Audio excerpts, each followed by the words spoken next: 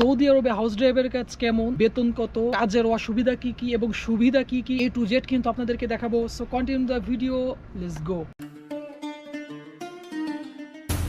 এটা কিন্তু একজন হাউস ড্রাইভারের গাড়ি। আসসালামু আলাইকুম। वालेकुम अस्सलाम व रहमतुल्लाहि কি হাল है ভাই, ঠিক থাকে না? খাইরিয়াত না সব কিছু? আলহামদুলিল্লাহ। তো এটা কিন্তু একটা হাউস ড্রাইভারের গাড়ি। আমরা এখন বর্তমানে গাড়িতে রয়েছি। ভাই কিন্তু ইন্ডিয়ান। আমি ভাইয়ের থেকে একটা একটা করে প্রশ্ন করে আপনাদেরকে প্রশ্নগুলোর উত্তর, আসলে হাউস ড্রাইভারের কাজ কেমন এবং কি কি আপনারা দেখতে থাকুন। तो भाई पहला सवाल है, आप कितना साल से सऊदी अरब में और कितना साल से हाउस ड्राइवर का काम कर रहा हो? मैं भाई फर्स्ट टाइम आया हूँ इधर। First time. कितना साल हुआ इधर? अभी 7 मंथ हुए हैं। 7 मंथ यानी 7 महीना हुआ। तो भाई किंतु 7 मास হয়েছে নতুন আসছে সৌদি আরবে। तो आपको पहला जो सैलरी था वो कितना था? पहला सैलरी 1500 यानी 1500। তো ভাইয়ের কিন্তু 1500 রিয়াল বেতন। যখন শুরু থেকে আর কি 7 মাস হয়েছে ভাই সৌদি আরবে হাউস ড্রাইভারে কাম করতেছে। তো ভাইয়ের কিন্তু 1500 রিয়াল বেতন নতুন অবস্থায়, এরপরে আস্তে আস্তে বাড়াবে।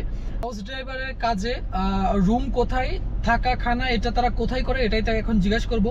भाई आप खाना दाना कहाँ पर करते हो और आप नींद करते हो कहाँ पर, यानी आपको रहने के लिए रूम किधर? कफिल के घर में ही रूम है। अच्छा, और अच्छा। वहाँ खुद ही खाना बनाना पड़ता है। कोई दिक्कत नहीं है, धीरे धीरे सब सेट हो जाता है। सब सेट हो जाता कोई है। प्रॉब्लम नहीं है। अच्छा, आदमी को बनाना नहीं आता, लेकिन खाना पेट मांगता है तो फिर खाने के लिए अपना बन जाता है। बन जाते हैं। अच्छा अच्छा।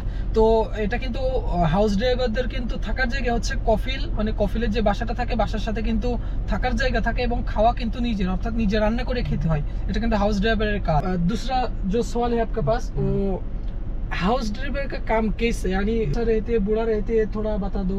कफिल अच्छा है, कफिल अच्छा है तो अच्छा से रहते हैं। अच्छे से रहते हैं। अच्छा अच्छा।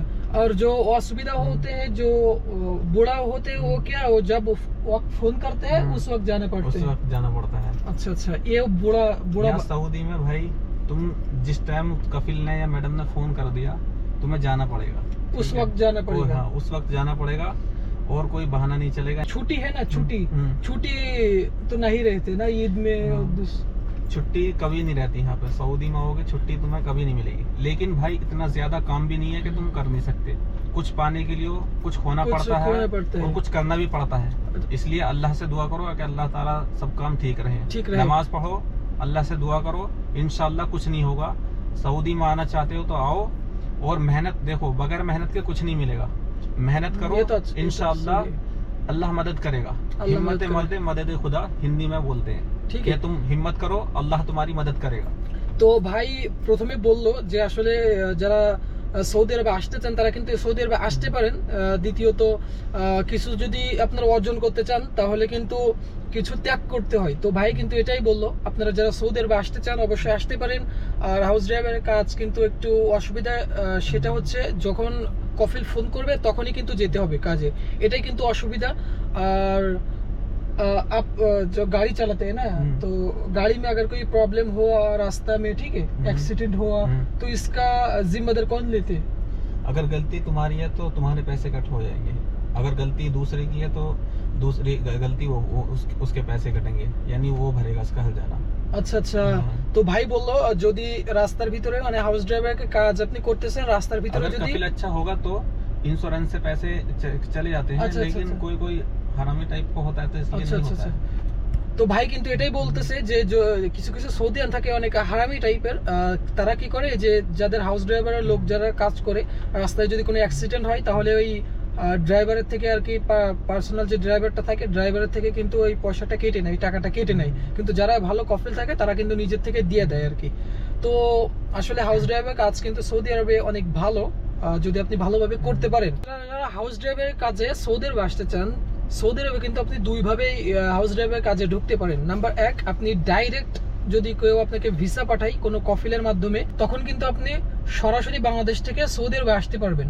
দ্বিতীয়ত হচ্ছে আপনি সৌদি আরবে আসার পরে নিজস্ব একটা লাইসেন্স করলেন বা সৌদি আরবে আসার পরে কোনো একটা কফিলের আন্ডারে ঢুকে গেলেন, ঢুকে যাওয়ার পরে আপনি ওই কফিল আপনাকে ইকামা করে দিল, এরপরে ড্রাইভিং লাইসেন্স করে দিল, এটা কিন্তু একটা অপশন। তো সব থেকে বেস্ট হচ্ছে কোনটা, যে আপনি বাংলাদেশ থেকে একেবারে ড্রাইভিং ভিসায় কফিলের যে ভিসা, ওই ভিসায় আপনি কি সৌদি আরবে আসবেন, এটা কিন্তু সব থেকে বেস্ট একটা অপশন। আর আমাদের বাংলাদেশের কথা আর কি বলবো, বাংলাদেশের যে পরিমাণ দালাল, প্রতারক, এরপরে বাংলাদেশের যে পরিমাণ মানুষ প্রতারণার শিকার হয়, এই কারণে কিন্তু আমাদের বাংলাদেশের লোকজন কিন্তু সরাসরি ভিসা নিয়ে সৌদি আরবে আসতে পারে না। দেখা যাচ্ছে 100% থেকে 5% লোক সরাসরি ভিসা নিয়ে সৌদি আরবে আসতে পারে। এটাই एक बात मैं कहना चाहता हूँ, আচ্ছা भाई अगर सऊदी में आना चाहते आओ। यहाँ शुरू में मुश्किल होता है, लेकिन अल्हम्दुलिल्लाह बाद में धीरे धीरे आदत हो जाती है और सऊदी से यहाँ आदमी अपने घर के लिए कुछ कर पाता है। আচ্ছা আচ্ছা, তো ভাইও কিন্তু এটাই বলতে চাচ্ছে যে শুরুতে যদি আপনারা আসেন তো একটু সুবিধা অসুবিধা কিন্তু হবেই, কিন্তু আস্তে আস্তে থাকার পরে কিন্তু ঠিক হয়ে যাবে। তো এটাই কিন্তু ছিল যে সৌদি আরবের হাউস ড্রাইভারের কাজ কেমন, বেতন কত এবং কত ঘন্টা ডিউটি এবং আপনারা কিভাবে কি করবেন, তো এটাই কিন্তু ছিল। তো আজকের ভিডিওটা কিন্তু এই পর্যন্তই। কেমন লেগেছে অবশ্যই সবাই কমেন্ট করবেন, আর নেক্সট ভিডিও আপনারা কি নিয়েছেন এটাও কিন্তু কমেন্ট করবেন। সো আজকের ভিডিওটা এই পর্যন্ত, সবাই ভালো থাকেন, সুস্থ থাকেন, আসসালামু আলাইকুম।